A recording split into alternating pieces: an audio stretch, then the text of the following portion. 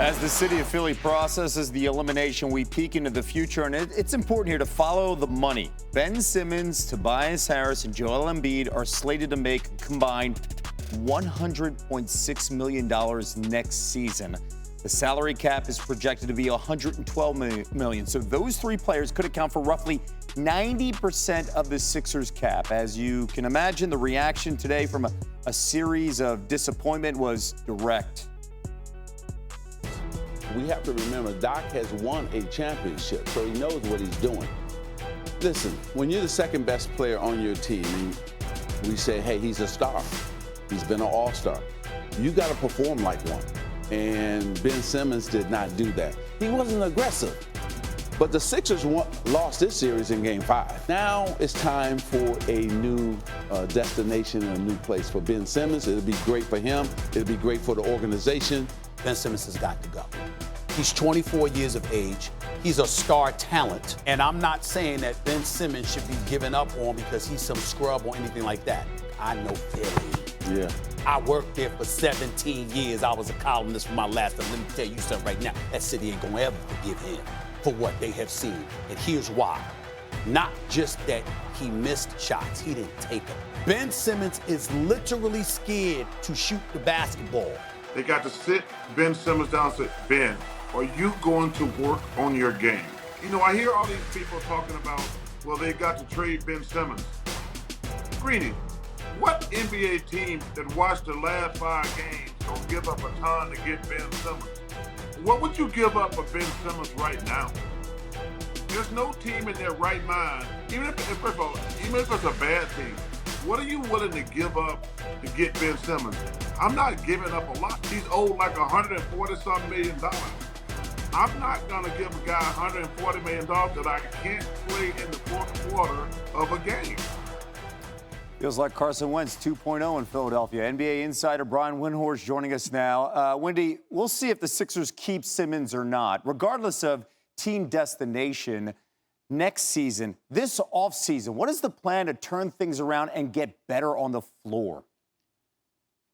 Well, the first thing is I've been told he is unlikely to play for Team Australia in the Tokyo Olympics, which is a blow for the Australians who are medal hopefuls. They were planning to start training this week in Los Angeles. So he is going to focus the summer on skill development. And Kevin, one of the things that I have been told is on the table, hasn't been decided, but is on the table, is examining whether he changes his dominant shooting hand from left to right. Now, that is a radical thing to do. He is ambidextrous. He does do some things in his life right-handed. It isn't insane. There are some statistical measures out there that show he's not bad shooting with his right hand. But that's obviously a big change and would take some period of time to implement.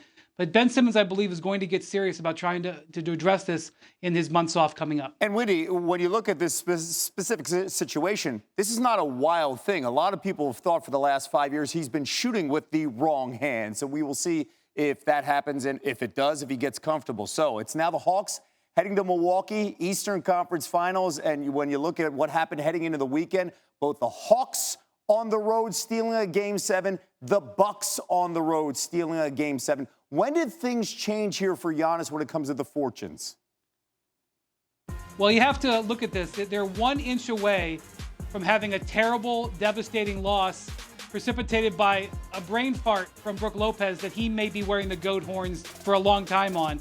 And now they wake up today with all of their star players healthy, which is important. Even the Hawks coming in, Bogdan Bogdanović dealing with a knee injury. They are going to be limping in a little bit. They're going to be rested in this playoffs where the Clippers had a day and a half between rounds. They get 3 whole days.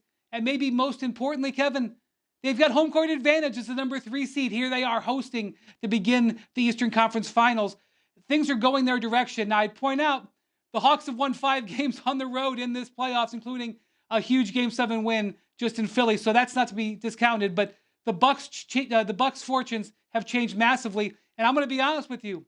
This is their best opportunity to win a title since Kareem and Oscar Robertson were there. That's just the situation they find themselves in. Yeah, and when you mention those two guys, you got to go back 5 decades. We will see if that happens here as Game 1 of the Eastern Conference Finals in Milwaukee is on Wednesday night. Brian Windhorst with the very latest here around the NBA. Thanks Thanks for watching ESPN on YouTube. For live streaming sports and premium content, subscribe to ESPN+.